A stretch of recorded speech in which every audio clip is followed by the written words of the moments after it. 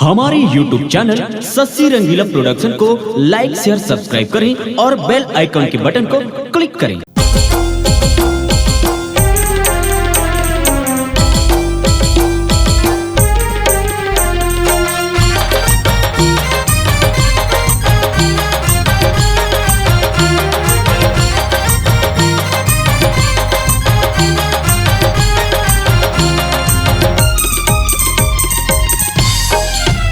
आना रंग मरंगाऊं गोरी तोला, आना रंग मरंगाऊं गोरी तोला, आना रंग मरंगाऊं गोरी तोला, आना रंग मरंगाऊं गोरी तोला।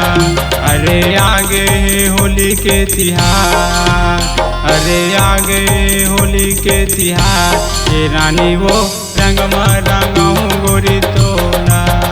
अरे आगे होली के तिहार, हे रानी वो रंग मरंगाऊं गोरी तोला।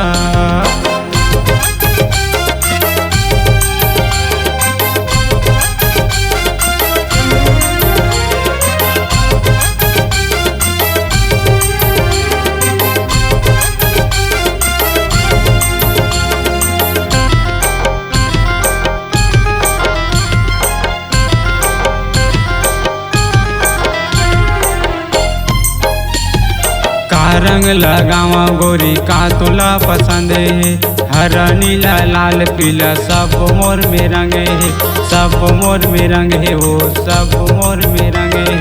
का रंग लगावा गोरी का तोला पसंद है, हरा नीला लाल पीला सब मोर में रंग है, सब मोर में रंग है, वो सब मोर में रंग।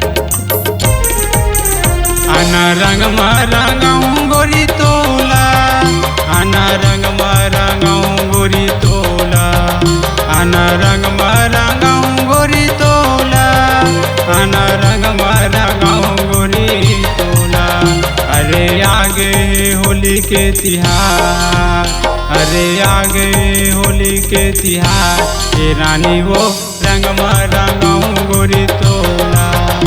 अरे आगे होली के तिहार, ये रानी वो रंग मरंगाऊं गोरी तोला।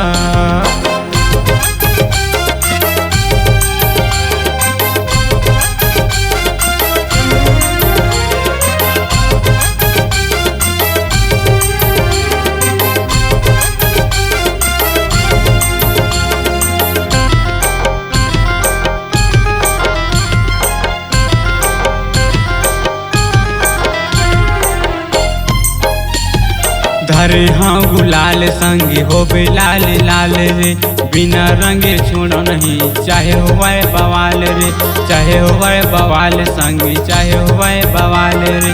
धरे हाँ गुलाल संगी हो लाल लाल रे, बिना रंगे छोड़ो नहीं चाहे हुए बवाल रे, चाहे हुए बवाल रे, चाहे हुए बवाल रे।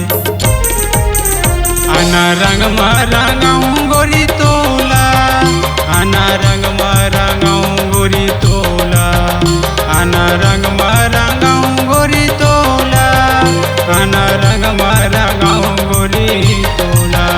अरे आगे होली के तिहार, अरे आगे होली के तिहार, ये रानी वो रंग मरंगाऊं गोरी तोला। अरे आगे होली के तिहार, ये रानी वो रंग मरंगाऊं गोरी तोला। अरे आगे होली के तिहार, ये रानी वो रंग मरंगाऊं गोरी तोला। अरे आगे होली के तिहार, ये रानी वो रंग मरंगाऊं गोरी तोला। हुए कलाकारों को दे रही है नाम, आप भी दीजिए अपनी आवाजों को पहचान। चले आइए Sassi Rangeela production high digital audio video recording studio Manki Mungeli. Mobile number 708936668823।